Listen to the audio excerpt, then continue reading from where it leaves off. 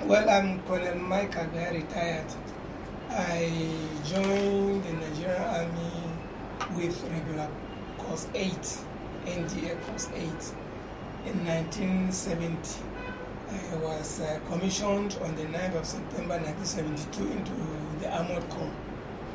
I served in the Army for 29 years, and my more challenging appointment while in the service was that of Deputy Chief of Defense Intelligence.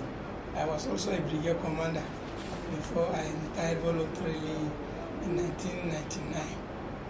Incidentally, it was during my motivation came during the Civil War, but then I joined the Army after the Civil War because the war ended on the 15th of January, and I joined NDA on the 16th of April of the same year. But then when I saw people in uniform coming back, singing, jumping, Ochebe, Ochebe, I had an uncle who was an instructor in Depot NA then, one late Aresan Waziri. Whenever I visited him, I used to see these NMS boys of those days. And I felt, even though I went to a civil secondary school, I think there couldn't be a better profession than being the military man. So I opted for it. Well, my most memorable experience was during my peacekeeping operation in Lebanon in 1982. When we were there, that was the time Israel invaded Lebanon. And we went for peacekeeping. Incidentally, when Israelis invaded Lebanon, they took over all our checkpoints. So we were just sitting there, eating and sleeping until we were finally withdrawn, back to the country. But before they came, it was quite challenging going from one area of peacekeeping to another. At a point, a friend of mine, Colonel Dixon, who was one time military administrator of Taraba State, he came to visit me on his way by. He was attacked by armed elements. He was shot. They brought him back to the mess where I was staying, and from there he was taken to the hospital. So honestly, I think my service with the peacekeeping mission in Lebanon was most challenging to me. Well, as I joined the Army with a lot of enthusiasm, I loved it, and we were very, very committed to the job. It was wonderful wearing this uniform. So you go for your promotion exams, you meet your mates there who have been posted to various units, various arms and services. You all come together to write the exams, and the experience of a young man, a young officer in the military was quite a memorable one to me.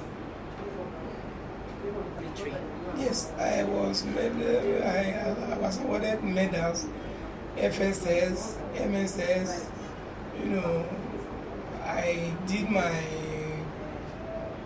I passed my staff college, I did my war college.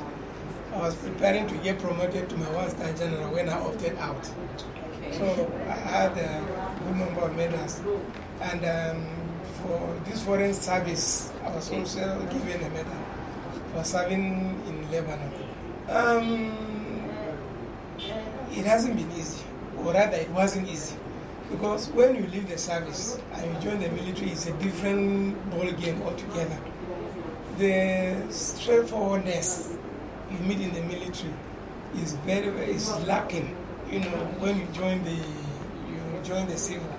So it's a kind of different school altogether. You have to learn how to become a civilian for real, because you discover that you spend the whole time doing the army job, when you retire, especially if you did not prepare for retirement.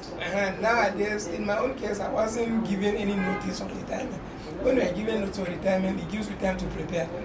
But when you sit down and by tomorrow you are retired, you sit down, start asking, where do I start from where do I go from here? So the initial days can be very, very challenging. But with time, you discover that yes, you blend. Even though it's not possible for a typical military man to blend 100% into civil life. It's very difficult. You always remember those days. You know how disciplined the setup is as compared to the civil kind of life.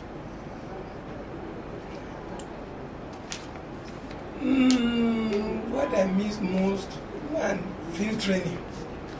I used to enjoy field training. Whenever we were going out for exercise, I know especially when I was a deputy commandant in the School of Army, I was in charge of training. And most young officers thought I was dragging them, I was pushing them into it. But that is the best aspect of being a military man. When you go out there for training, come back, watch your vehicles there, it's very interesting. That is the aspect I miss the most. Thank you very much, sir. So honestly, if I had an opportunity to go back to the military, the thing I would want to do better is not to confine yourself to the military 100%. Double out of it. Go to other areas. Because you stay in it 100% and by tomorrow you are out of it. It's just like a fish out of water. So military-civil relationship is something that I would have worked on very, very seriously. Yes. And my advice for those who are serving or those who are serving is always prepare to leave. Don't say that if you are in this job, definitely you will love it. But you will not die there. So always prepare yourself, prepare your mind, prepare your family. Tell madam, this job, we can leave this job anytime. I have known women who fainted when the husbands got retired because of the shock. So as a man, if you encourage your family to know that this job is just one aspect of life, as you join it, so will you leave it. So the degree of preparedness, will definitely be very, very relevant to those of you that are still in the service. So thank you.